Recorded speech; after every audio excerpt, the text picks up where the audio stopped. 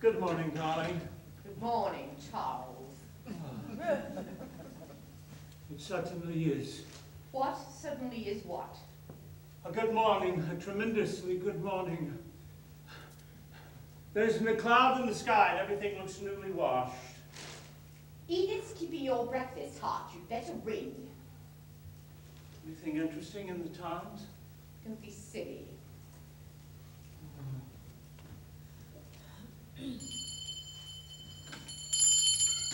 I intend to work all day.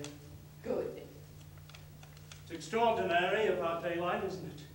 How do you mean? How it reduces everything to normal. Does it? Yes, it certainly does. I'm sure I'm very glad to hear it. You're very glacial this morning. Does it surprise you? Frankly, yes. I expected more of you. Well, perhaps this is one of my off days. I have always seen you as a woman of perception and understanding. Well, really. Oh, good morning, Edith. Good morning, sir. Feeling fit? Yes, sir. Thank you, sir. How's cook? I don't know, sir. I haven't asked her. Well, you should. You should begin every morning by asking everyone how they feel. It oils the wheels. Yes, sir. Greet her from me, will you? Yes, sir. That will be all for the moment, Edith. Yes, ma'am. I wish you wouldn't be facetious with the servants, Charles. It confuses them and undermines their morale.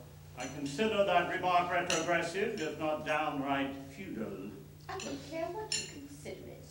I have to run this house and you don't. Are you implying that I couldn't? You're at liberty to try.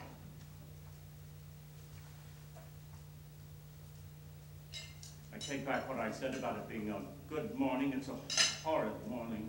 Eat your breakfast while it's hot. It isn't. Now look here, Charles. In your younger days, this display of roguish flippancy might have been alluring, but in a middle-aged novelist, it's nauseating. You were drunk last night. Drunk, so that's your story, is it? You refused to come up to bed, and when I finally came down at 3 in the morning to find out what had happened to you, I found you in an alcoholic coma on the sofa, with the fire out, your hair all messed up and a rose behind your ear. I wasn't in the least drunk, Ruth. Something happened to me last night. Something very peculiar happened. Nonsense. It isn't nonsense. I was convinced that during the seance I heard Elvira's voice. Nobody else did. I can't help that, I did. And later on, I was equally convinced she was in this room. I saw her and talked to her. After you had gone up to bed, we had quite a cozy little chat. And you seriously expect me to believe that you weren't drunk? I know I wasn't drunk. Had I been all that drunk, I should have a dreadful hangover, shouldn't I? I'm not at all sure you haven't. I haven't a trace of a headache. And my tongue's not coated, look at it. I haven't the least desire to look at your tongue and finally put it in again. I know what it is, you're frightened. Frightened? Rubbish. What's there to be frightened of? Elvira, you wouldn't have minded all that much if I had been drunk. It's because it got all mixed up with Elvira. That's when it all began. When all what began? We were talking too much about Elvira. It's dangerous to have someone very strongly on your mind when you're dealing with the occult. Well, she wasn't strongly on my mind. She was on mine. Oh, she was she? You tried to make me say that she was more attractive than you so you could hold it over me. I did not. I don't give a hoot how physically attractive she was. Oh, yes, you do. Your whole being is devoured with jealousy. Women, my God, what I think of women. Oh, your view of women is academic, to say the least of it. Just because you've been dominated by them your whole life doesn't necessarily follow that you know anything about them at all. I've never been dominated by anyone. You were hand-ridden by your mother until you were 23. And then you got into the clutches of that awful Mrs. whatever her name was. Mrs. Winthrop Llewellyn. I'm not interested. And then there was Elvira, and she ruled you with a rod of iron. Elvira never ruled anyone. She was much too elusive. That was one of her greatest charms. And then there was Maud Charteris. My affair with Maud Charteris lasted exactly 6½ weeks, and she cried the whole time. Oh, the tyranny of tears. Then there was... If you're going to make an inventory of my sex life, dear, I think it only fair to tell you you've missed out on several episodes. I shall consult my diary and fill you in after lunch. It's no use trying to impress me with your routine, amorous exploits. I'm not interested. The only woman in my whole life who's ever attempted to dominate me is you, and you've been at it for years. That's entirely untrue. Oh, no, it isn't. You boss me around and bully me and order me about. You won't even let me have an hallucination if I want one. Charles, alcohol will ruin your whole life if you allow it to get a hold of you. Once and for all, Ruth, alcohol had nothing whatever to do with what happened to me. I was stone cold sober from the first to the last, and equally upset into the measure. You were upset? What about me? You behaved with a stolid, obtuse lack of comprehension that frankly shocked me. You seem to forget that you gratuitously insulted me. I did not. You called me a gutter snipe, you told me to shut up, and then when I quietly suggested we go up to bed, you said with the most disgusting air that it was an immoral suggestion. I was talking to Elvira. Well, if you were, I can only say that it conjures up a most fragrant picture of your first marriage. My first marriage was perfectly charming, and I think it in the worst possible taste for you to sneer at it. I'm not nearly so interested in your first marriage as you think. It's your second that's absorbing me now. Only It seems to be on the rocks. Only because you persist in this ridiculous attitude. My attitude is that of any normal woman whose husband gets drunk and hurls abuse at her. I was not drunk! Be quiet. They'll hear you in the kitchen. I don't care if they hear me in Folkestone Town Hall. I was not drunk. Control yourself, Charles. How can I control myself in the face of your idiotic damn stubbornness? Giving me claustrophobia. Well, then you'd better ring up Dr. Bradman. Can I clear, please, Mum? Yes, Edith. Cook wants to know about lunch, Mum. Will you be in to lunch, dear? Please don't worry about me. I shall be perfectly happy in my bedroom with a bottle of gin. Don't be silly. Tell Cook we shall both be in, Edith. Yes, Mum. And don't worry about the table. I'll put it away. Yes, Mum.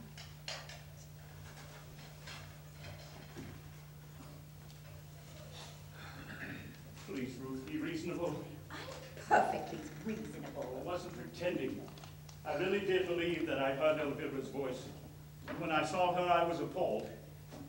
Well, you put up with it for 5 years. And later on, when I saw her, I got the shock of my life. That's why I dropped the glass. But you couldn't have seen her. I know I couldn't, but I did. All right. I'm willing to concede, then, that you imagined you saw her. That's what I've been trying to say for the last several hours. But you have been drinking, Charles. There's no denying that. No more than usual. Well, how do you account for it, then? I can't account for it. That's what's so awful. Did you feel quite well yesterday? Of course I did. What did you have for lunch? Well, you ought to know. You had it with me. Let me see. There was lemon sole and that cheese thing. How could having a cheese thing for lunch make me see my deceased wife after dinner? I don't know. It was rather rich. Well, why didn't you see your dead husband then? You had as much of it as I did. This isn't getting us anywhere at all. I think I'm going mad. How do you feel now? Physically, do you mean? Altogether. Well, apart from being worried, I feel quite normal. And you're not hearing or seeing anything in the least unusual? Not a thing. You absolutely ruined that border by the sundial. Oh, my It God. looks like a mixed salad. Oh my God, she's here again. What do you mean? Pull yourself together, dear. Don't be absurd. It's all those nasturtiums. They're so vulgar. I like nasturtiums. You like what? They're all right in moderation, but in a mass like that, they're beastly. Help me, Ruth. You've got to help me. What did you mean about nasturtiums? Never mind about that now. I tell you, she's here again. You've been having quite a nice scene, haven't you? Please mind your own Leaving business. right down in the garden. Please mind your own business. If you're behaving like a lunatic, it's not my business, then nothing is. I suppose it was about me, wasn't it? I know I ought to feel sorry, but I'm not. I'm delighted. How can you be so inconsiderate? Inconsiderate! I like that, I must say. Please. I've been doing my best to try and control myself. I've behaved admirably, and you're making me utterly miserable. Ruth. Don't come near me. Let her have a nice cry. It'll do her good. You're utterly heartless. Heartless? I wasn't talking to you. I was talking to Elvira. Oh, well, go on talking to her then. Talking to your blue in the face, but don't talk to me. Help me, Elvira. You've got to help me. How? We'll make her see you with something. I'm afraid I couldn't manage that. It's technically the most difficult business. Frightfully complicated, you know. It takes years of study. Well, you are here, aren't you? You're not an illusion. I may be an illusion, but I'm most definitely here. Well, how did you get here? I told you last night. I don't exactly know. Well, you must make me a promise that in the future you only come and talk to me when I'm alone. How unkind you are, making me feel so unwanted. Never been treated so rudely. Well, I don't mean to be rude, but surely you... It's all your own fault for having married a woman who's incapable of seeing beyond the nose on her face. If she had a grain of real sympathy or affection for you, she'd believe what you tell her. How could you expect anybody to believe this? Oh, you'd be surprised how gullible people are. We often laugh about it on the other side. Charles, Yes, dear.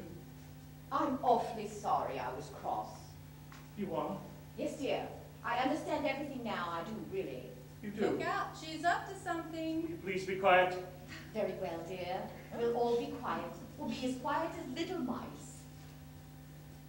Ruth, listen. I want you to come upstairs with me now and go to bed. The way that woman hops on bed is nothing short of erotic. I'll deal with you later. Very well, dear. Come along. Oh, what are you up to? I'm not up to anything. I just want you to go quietly up to bed and wait until Dr. Bradman comes. Oh, Ruth, you're wrong. You're dead wrong. Look out, she'll have you in a straitjacket before you know where you are. Help me. You've got to help me, Elvira. My dear, I would with pleasure, but I can't think how. I can. Ruth, if I promise to go up to bed, can I stay for 5 minutes longer? I really think it would be better. Please bear with me for just 5 minutes longer. Very well. What is it? Sit down. All right. Ruth, There. I want to explain to you, without emotion, that the ghost or shade or whatever you want to call it, of my first wife Elvira is in this room. Yes, dear. I know you don't believe it and you're trying valiantly to humor me, but I intend to prove it to you. You can prove anything you want to later on, dear. Just go rest. She may not be here later on. Don't worry, she will. Oh, God. Oh, hush, dear. Ruth, do you see this bowl of flowers on the piano? Yes, dear. I did it myself this morning. Very untidily, if I may say so. You may not. Very well. I won't ever again, I promise. Elvira will now carry that bowl of flowers to the mantelpiece and back again. Well, Elvira, won't you, just to please me? I don't really see why I should. You've been absolutely insufferable ever since I materialized. Please. All right, I will just this once. Ruth, watch carefully. Very well, dear. Well, go on, Elvira. Bring it to the mantelpiece and back again.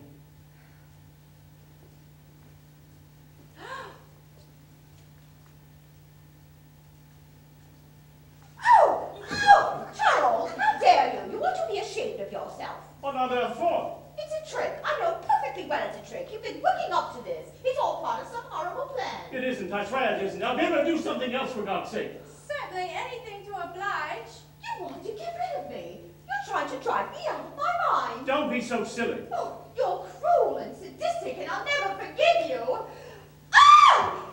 I'm not going to put up with this anymore. You must believe it. You must. That was Elvira. I swear it was. Let go Ruth! of me immediately. Ruth, please. Let go of me. Oh! Oh!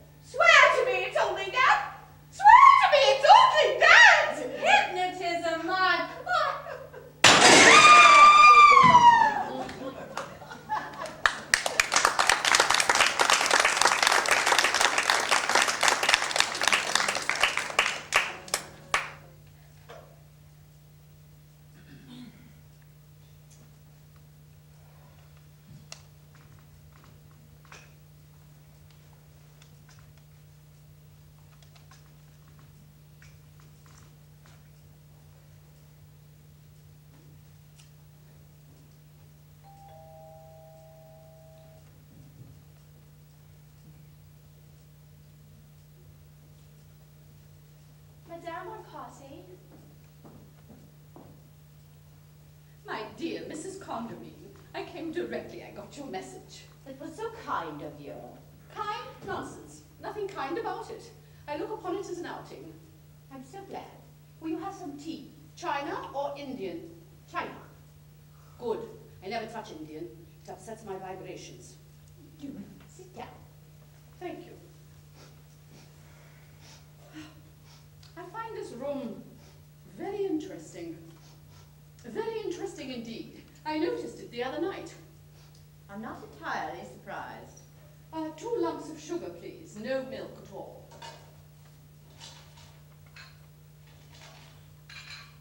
Thank you. I'm profoundly upset, Madame Arcati, and I want your help. Ah, I thought as much. What's in these sandwiches? Cucumber. Couldn't be better. Fire away. I'm afraid it's most awfully difficult to explain. Facts first, explanations afterwards. It's the facts that are difficult to explain. They're so fantastic. Facts very often are. Look at Michelangelo and Shakespeare. Take creative talent, for instance. How do you account for that?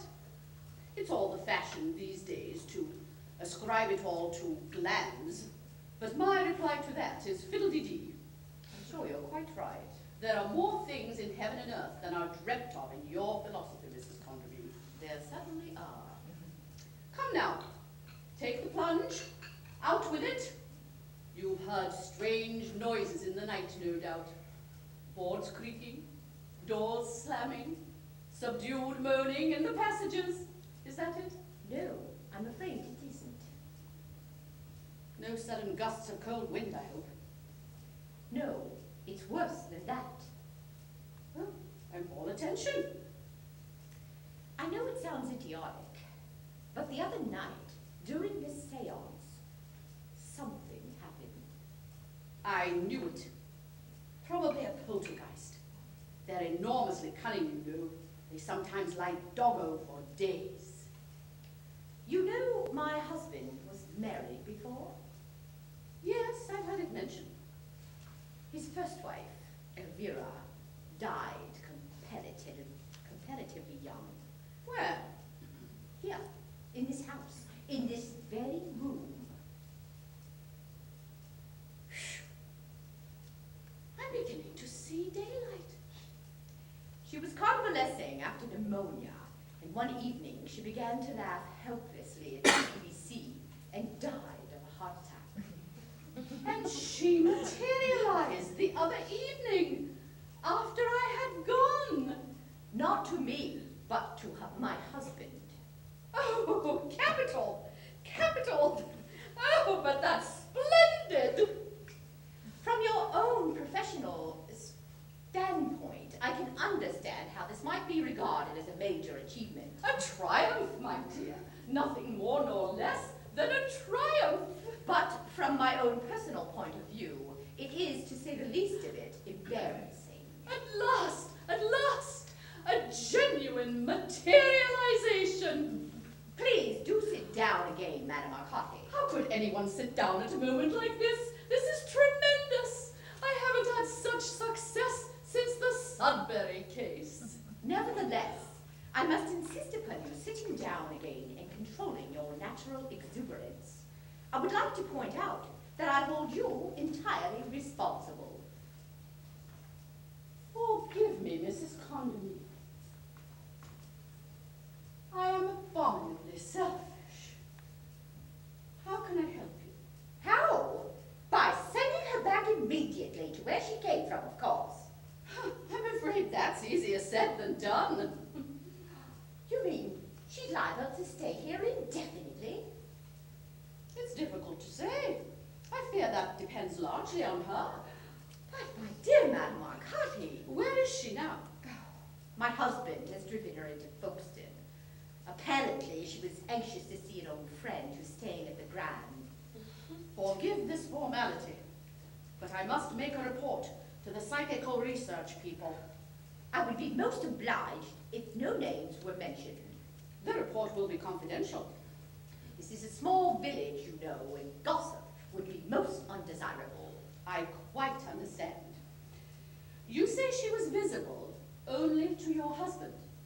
Yes, Visible only to husband. Audible too, I presume. extremely audible. Extremely audible. Your husband was devoted to her? I suppose so. Husband devoted. Apparently, it was a reasonably happy marriage. Oh, tut tut. I beg your pardon. When did she pass over? 7 years ago. Huh? That means she must have been on the waiting list. Waiting list? Yes. Otherwise she would have been beyond the materialization stage by now. She must have marked herself down for a return visit. But she never could have managed it unless there was a strong influence at work. You mean Charles, my husband, wanted her back all that much? Possibly. Or it may have been her own determination. Oh, well, that sounds much more likely. Or would you say she was a woman of strong character? I don't know, Madame Arcati. I never met the woman, nor am I particularly interested in how or why she got here. I'm solely concerned with the question of how to get her away again as soon as possible. I fully sympathize with you, Mrs. Condamine, and I assure you I will do anything within my power to help. But at the moment, I fear I can offer no great hopes.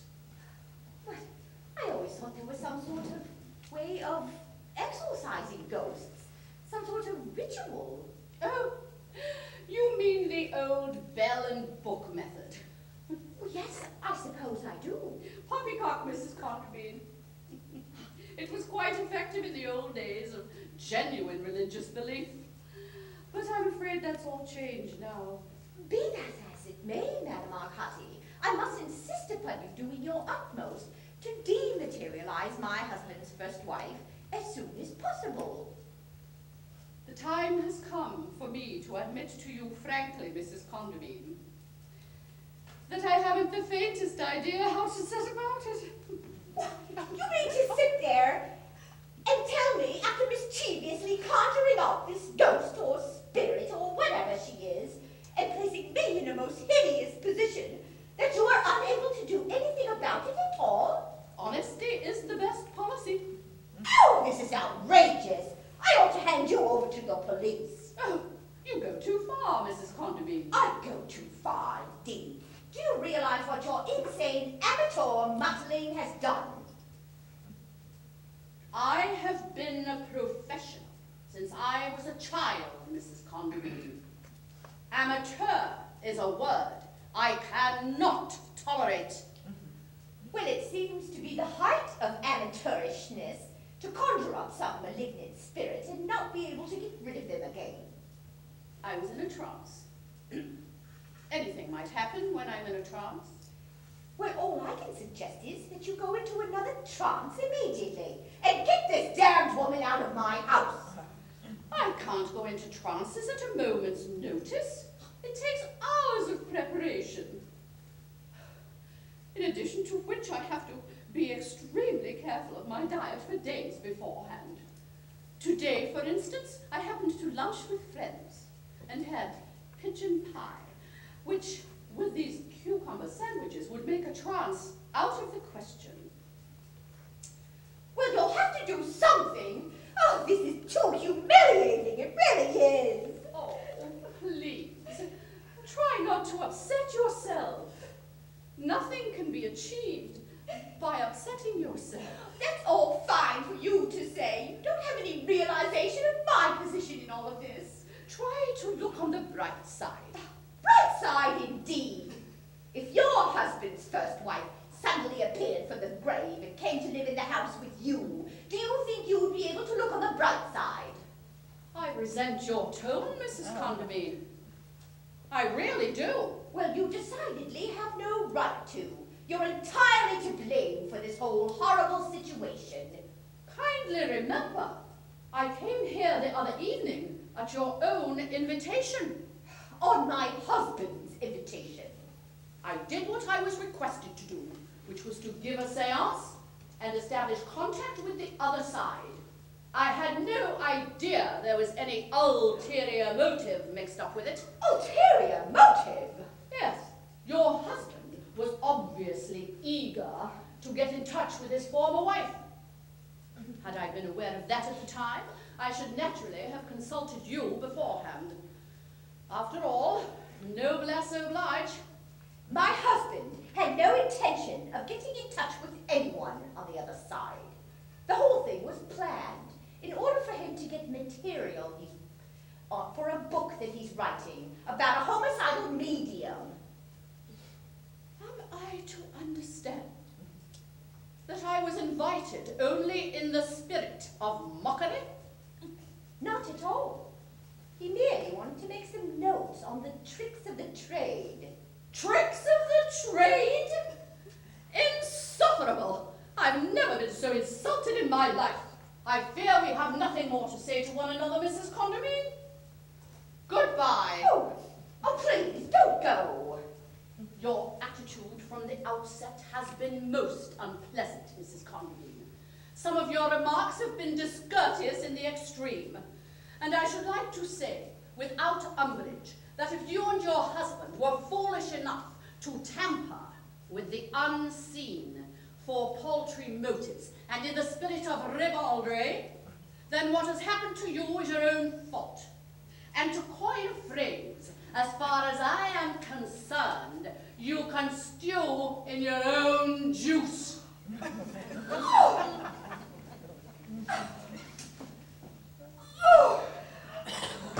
Damn!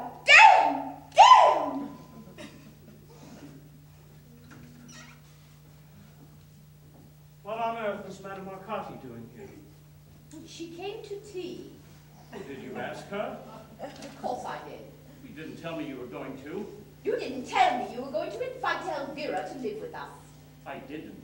Oh, yes, you did, darling. It was your subconscious. What was the old girl so cross about? She practically cut me dead. I told her the truth of why we invited her here the other night. It's totally unnecessary and most unkind. She needed taking down a bit. She was blowing herself out like a powder pigeon. Why did you ask her to tea? To get me exorcised, of course. Oh, dear, I wish I could have a cucumber sandwich. I did love them so. Is that right, Ruth? Is that true? It's not true. What Elvira said. You know perfectly well I cannot hear what Elvira says. She said you invited Madame Arcati here to try to get her exorcised. Is that true? We discussed the possibilities. There's a snake in the grass for you. You had no right to do such a thing without consulting me. I have every right and you know it. This situation is absolutely impossible. If only you tried to be a little more kind to Elvira, we might all have a jolly good time. I have no wish to have a jolly good time with Elvira. She certainly is very bad-tempered, isn't she? I can't think why you married her. She's naturally a bit upset. We must make allowances. I was never bad-tempered, though, was I, darling? Even when you were beastly to me. I was never beastly to you. Where is Elvira at the moment? In the chair by the table. Now look here, Elvira. I shall have to call you Elvira, shan't I? I can't go on saying Mrs. Condamine all the time. It would sound too silly. I don't see why. She said she'd like nothing better. I wish to be absolutely honest with you, Elvira. Hold on to your hats, boys. I admit, I did ask Madame Arcati here with a view to getting you exorcised. And I think if you were in my position, you would have done exactly the same thing, now wouldn't you? I shouldn't have done it so obviously. Did she say anything?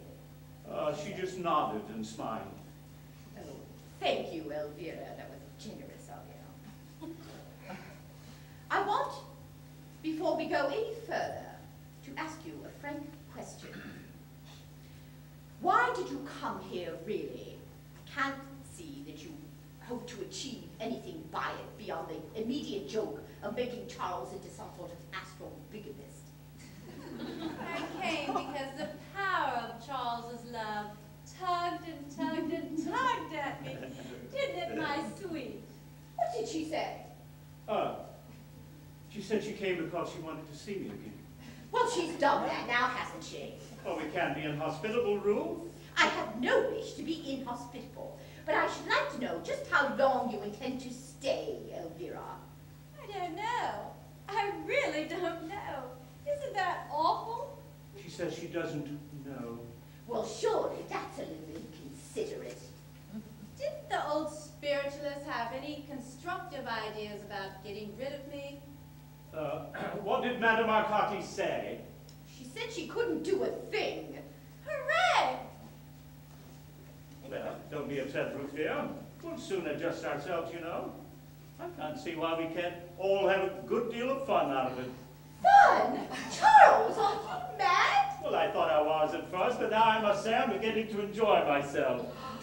Oh, Charles! She's broken out again. She asked if you'd broken out again. Oh, You really must not be callous, Elvira. Try to see her point a little. I suppose she said something insulting. Oh dear, she didn't say anything of the sort. Oh, this is too much. Now don't start going into another state.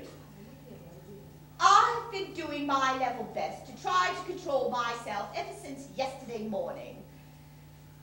And I'll be damned if I'm going to try any longer. I don't like Elvira any more than she likes me. And what's more, I'm sure I never could have, dead or alive. I'm going up to my room now. I shall have my dinner on a tray. You and she can joke and gossip until your heart's content. And tomorrow morning I'm going up to London to interview with the Psychical Research Society. And if they fail me, I shall go straight to the Archbishop of Canterbury. Ruth, Oh, let her go. She'll calm down later on. it's unlike her to behave like that. She's generally so equable. No, she's not. Not really.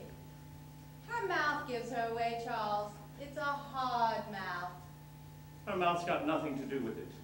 And I resent you talking about Ruth as though she were a horse. Do you love her Well, of course I do. as much as you loved me? But don't be silly, it's all entirely different. I'm so glad. Nothing could have ever been quite the same, could it? You always behave badly. Oh, Charles. I'm grieved to see that your sojourn in the other world hasn't improved you in the least. Go on, darling. I love it when you pretend to be cross with me. I'm going up to talk to Ruth now. Cowardly custard. Don't be idiotic. I can't let her go on like that. I must try to be a little nice and sympathetic to her. I don't see why. If she's set on being disagreeable, I should just let her get on with it. She's naturally a bit upset. Yeah, we must make allowances. She should learn to be more adaptable. She probably will in time. It's been a shock. Has it been a shock for you too, darling? Of course. What do you expect? A nice shock? What do you want, Elvira? Want? I don't know what you mean. I remember that when you were overpoweringly demure, it usually meant that you wanted something. It's horrid of you to be so suspicious. All I want is to be with you. Well, you are. I mean alone, darling. If you go upstairs and pamper Ruth and small all over her, she'll probably come flouncing down again, and our nice, quiet evening alone will be spoiled. You're incorrigibly selfish. Well, I haven't seen you for 7 years. It's only natural that I'd like to spend a little time alone with you, talk over old times. I'll let you go upstairs just for a little while if you really think it's your duty. Well, of course it is. Then I don't mind. You're disgraceful, Elvira. You won't be gone long, will you, darling? You come down again very soon. I shall probably dress for dinner while I'm upstairs. You can read the Tatler or something. Darling, you don't have to dress for me. I always dress for dinner. What are you going to have? I should like to watch you eat something really delicious. Be a good girl now. You can play the gramophone if you like. Thank you, Charles.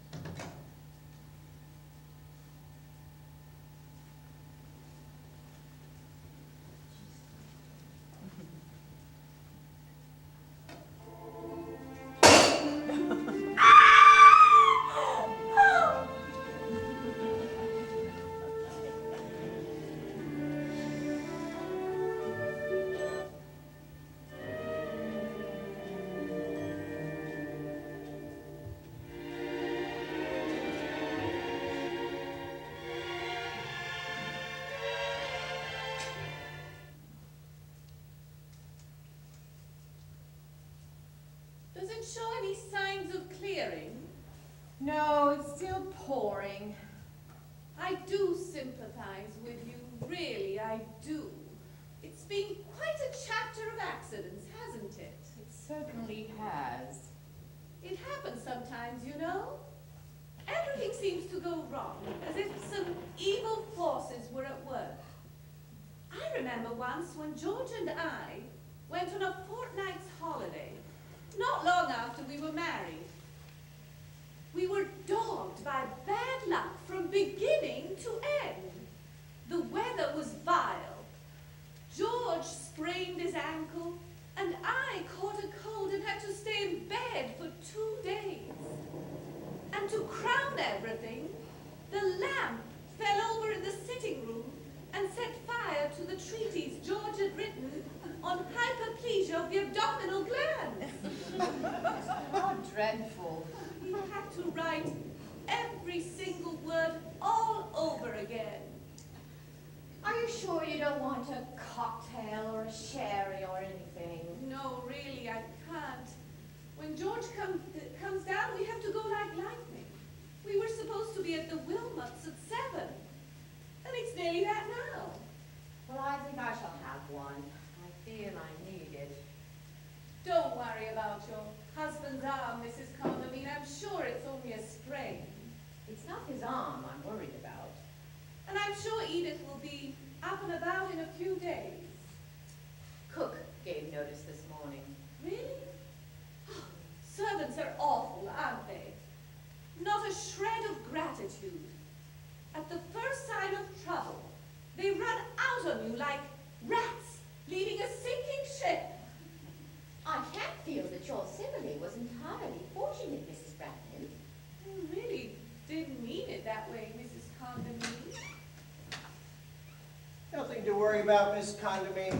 It's only a slight sprain. I'm so relieved. Yes, he made a terrible fuss when I examined it. But men are much worse patients than women are, you know. Particularly highly strung men like your husband. Is he highly strung then, do you think? Yes, matter of fact, I wanted to talk to you about. I'm afraid he's overworking lately. Overworking? Yes, he is in a nervous condition. Nothing serious, you understand. Oh, in what way? What makes you say that? Oh, I know the symptoms. Of course, the shock of the fall may have something to do with it. But I definitely must advise a complete rest for a couple of weeks. Then you think he ought to go away? Yes, in cases like this, a change of atmosphere works wonders. And what symptoms did you notice, Doctor? Oh, nothing to be unduly alarmed about. A certain air of strain and inability to focus his eyes on the person he's talking to. A few particularly irrelevancies in his conversation. I see. Can you remember any specific example? Oh, he suddenly shouted, "What are you doing in the bathroom?" And all of a sudden, just a little later, when when I was writing a prescription, he said, "For God's sake, behave yourself."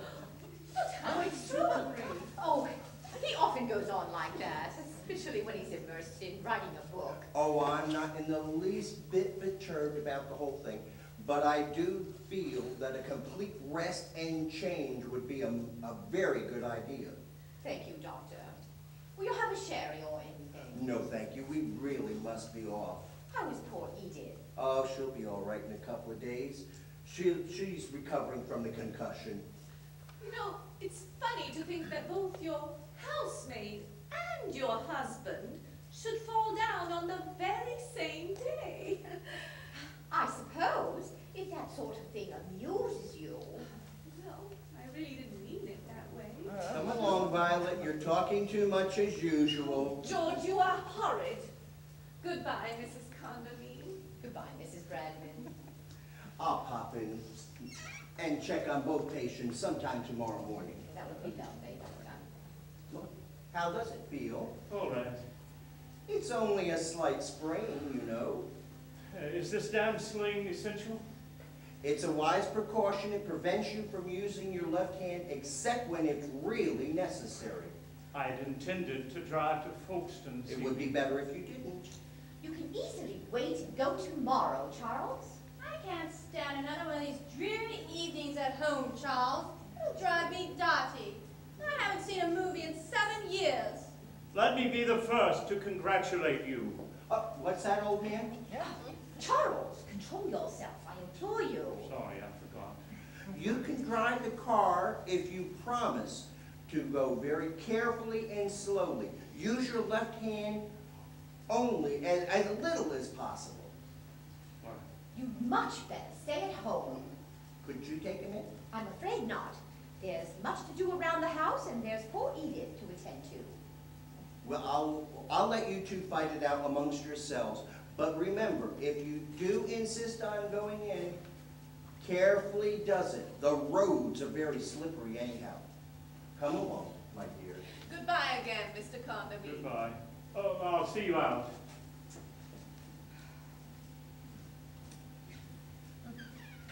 You really are infuriating, Elvira. Surely you can wait and go to the movies another night. Oh, and stop behaving like a schoolgirl. You're old enough to know better. What? I was talking to Elvira. She isn't here.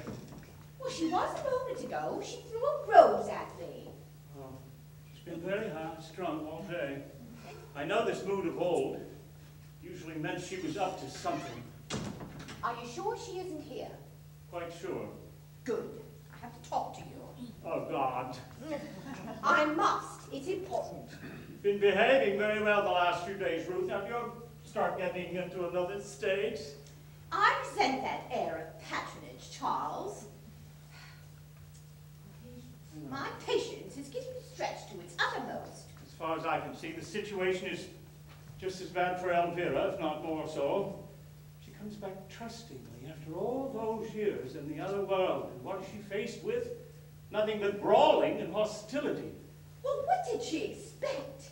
Well, surely even an ectoplasmic manifestation has the right to expect a little milk of human kindness. Oh, milk of human fiddlesticks. Just doesn't make sense, dear.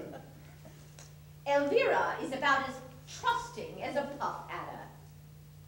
You're granite, Ruth. Sheer, unyielding granite. And a good deal more dangerous in the bargain. Dangerous? That's absurd. How could a poor, lonely, wistful little spirit like Elvira be dangerous? Quite easily, and she is.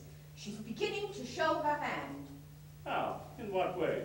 This is a fight, Charles. A bloody battle. A duel to the death between Elvira and me. Can't you see that? Melodramatic hysteria. It isn't melodramatic hysteria. It's true. Can't you see? No, I can't. You're imagining things.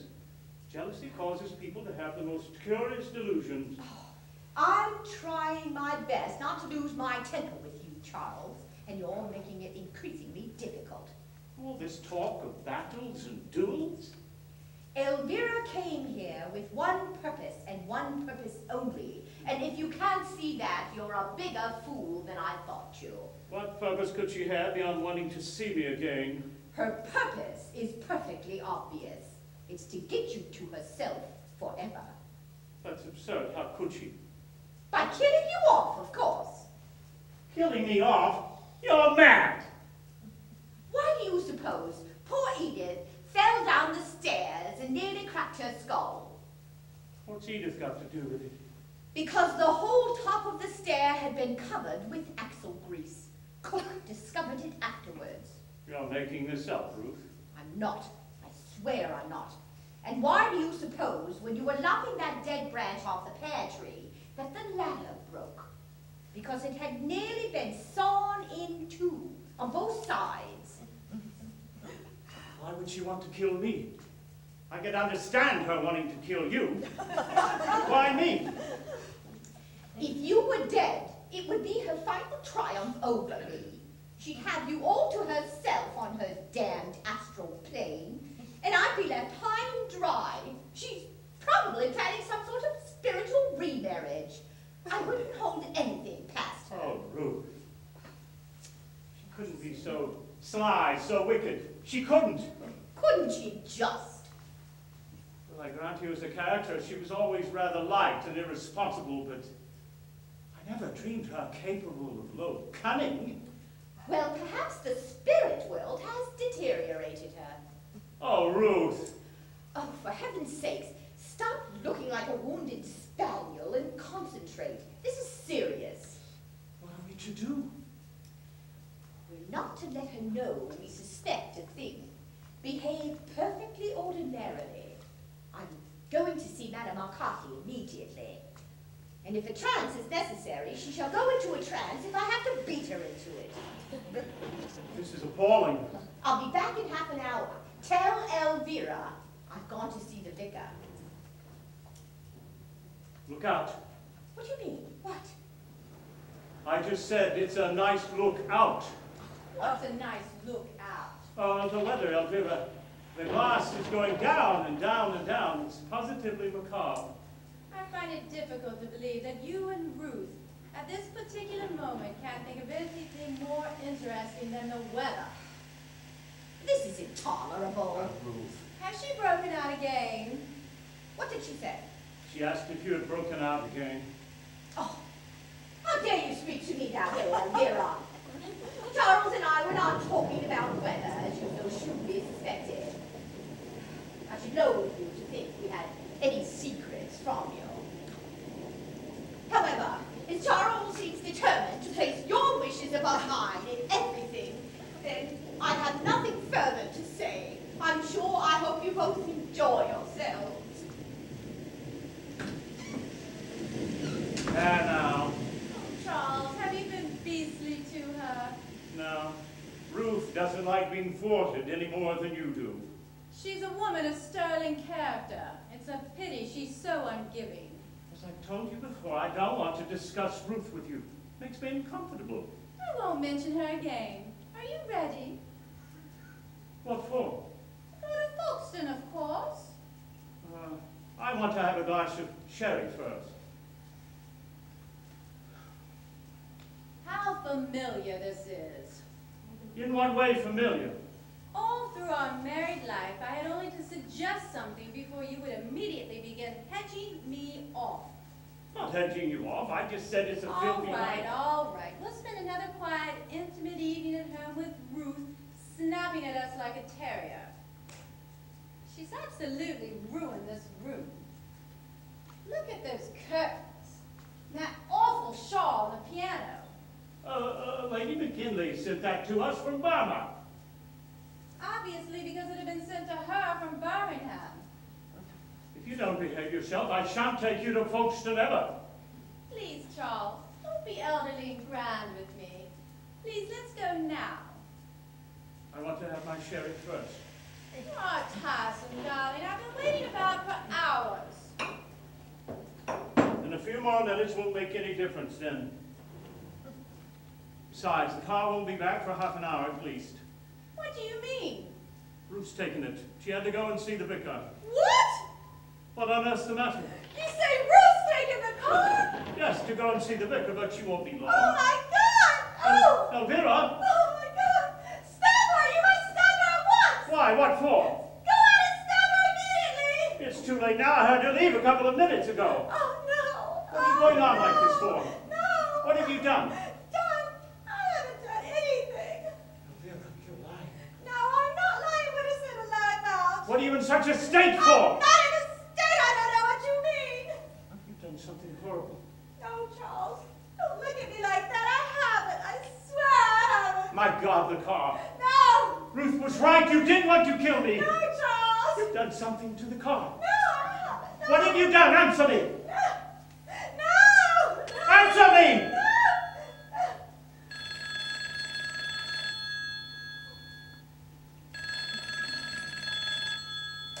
Hello? Hello? Yes, speaking. The bridge, the bottom of the hill. No. No. No, I'll come at once.